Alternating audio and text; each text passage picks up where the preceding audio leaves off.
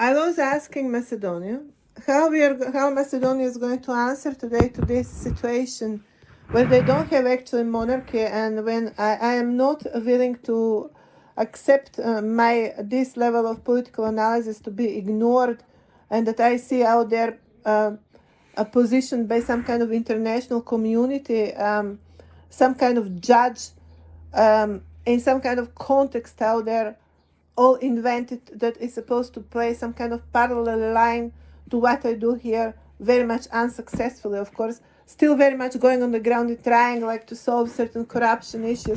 However, they're all missing the context, and the context is that the judge itself would end up to be corrupted, because the real source of information is myself, and the fact also that I'm born in Macedonia, and that Macedonia does not have as a country interface that can provide to me and to this work. And that is also very much part of international community that was arranging the conditions on these territories for a longer period of time. And maybe today I should be asking that international community, which was orchestrating the events on that territory for a very longer period of time, that they actually answer to this question. How today Macedonia is supposed to answer to this exact situation? Because I'm not graduated judge, so I cannot be actually sitting in some kind of judge chair in some kind of Supreme Court as a judge, because I'm not graduated legal subject. On the other side, also this is not exactly specific legal case. This is much more constitutional level of political philosophy, which exceeds even national boundaries of Macedonia itself. However, it does not exclude Macedonia, because it is very much in reference to the entire to planetary events in most of the cases. Fact is, however, that not only Macedonia but also Serbia exist much more as imaginary countries, because their entire history is being covered up by history of Israel, and everything being summed into it, like a kind of real, let's not call it black, but then blue hole, where these two countries just completely disappeared and happened and re-emerging somewhere in Rome as the two bastard kids of Mother Wolf. Basically, which means that these two territories, as some kind of real Sinai hill, do not exist on the real map, on the real political map of the modern politicking of the modern times for a longer period of time, which you cannot call it even modern, because it is dragging itself from earlier emergence of Christianity taking over the Western Hemisphere for longer period of time. We talk millennium and a half already. The political stages of the planet are being soaked in this kind of political narrative, where these territories exist as a ghosts, literally ghosts. From there, it is almost absurd that I now bring this level there, although I'm being born on these territories. There are amphitheaters there. This is political philosophy. There is enough substantial percentage of people there that bring that kind of mental configuration. There is enough evidence that this work belong in that kind of configuration. How we answer this question now? This is not exactly classical legal case. This is, as of how I have understood it, monarchical platform. Macedonia does not have monarchy for a very long period of time, or should I say, the monarchy of Macedonia got replicated somewhere else. Now you wanted to talk about replicas? Yeah, let's talk about a real dimension of replication on this art, which happens rather in the format of buildings. They're actual physical buildings, actually, yes, actual physical buildings. And for quite some time, I'm recognizing it's England. But would you find the population there falling in this kind of configuration and in this kind of mindfulness? Would you? I mean, let's be honest, philosophy there can be intelligent, very always arrogant as well. More intelligent, usually equally arrogant. Doesn't have to be person in the style, but it is within the way of presenting the thinking itself.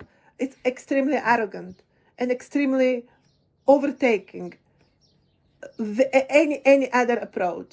It is very much within the parameters of this religious categorization of the regions to hell, cleaning, and heaven. They're taking proudly position of heaven lands.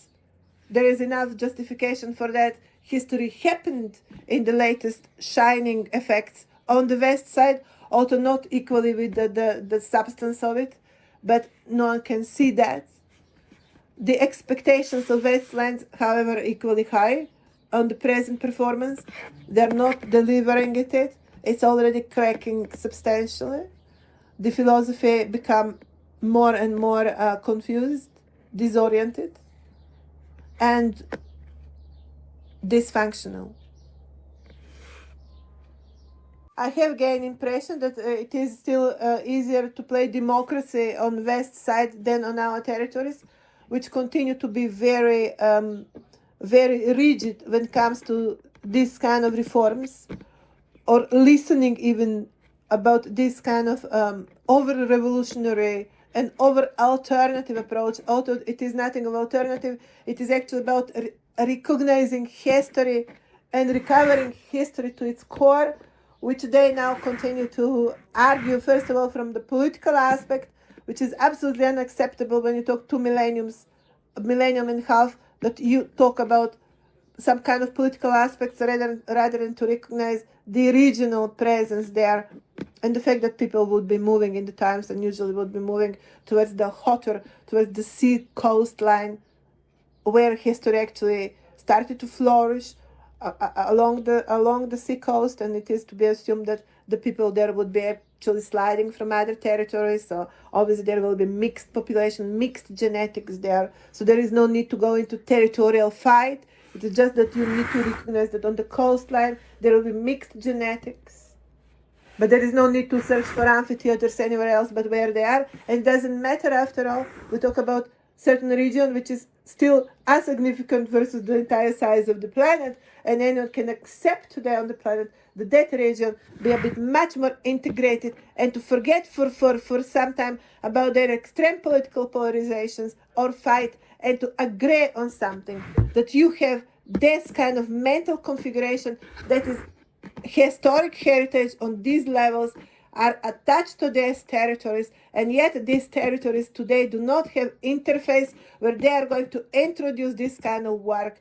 And we go on for what is to follow here, that we actually start talking about reform and start talking to territories and basically find the planet there again within the more compromising positions than that we talk about the next atomic war on the planet today, as long as we continue to sit somewhere on the west side.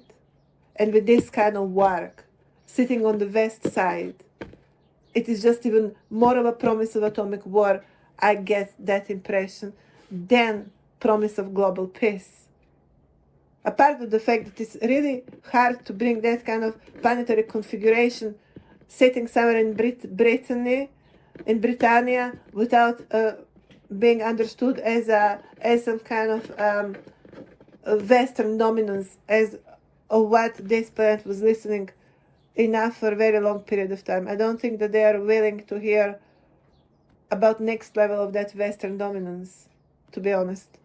The best that we can do here is to speak of West with looking forward perspective. Although that is also very, very challenging, considering, however, the fact that the root of the issues here are very much not rooted exactly that, actually partially are rooted on Western territory, but not now how far we can blame Yuda for being Yuda, really, the disabled son or the weaker son. How much we can blame territories for being disabled for a longer period of time, it's also a moral question. I think that the political stronghold, Western political strongholds today would need to accept the major responsibility for such escalation of political criteria on other territories, to the extent that we have now this situation that reincarnations cannot happen on the ancient territories anymore, because you simply have taken away from them that ability, that interface, that institutional interface. And associated question here would be, what is older, chicken or egg? Which Western society constantly uses as an excuse, that they are the egg and the chicken are still these territories, the more ancient territories. And I would say at this point, although I think that there are Western chickens as well, because they have all civilization there as well. I'm still not going to rush with this question, because we talk about some kind of also genetic intervention that is happening on the ground. I'm not going to rush with this question, with this answer. I'm going to leave it like a question. What is older? When we speak West, is it West chicken or is it West egg? When we need to talk about this kind of political responsibility.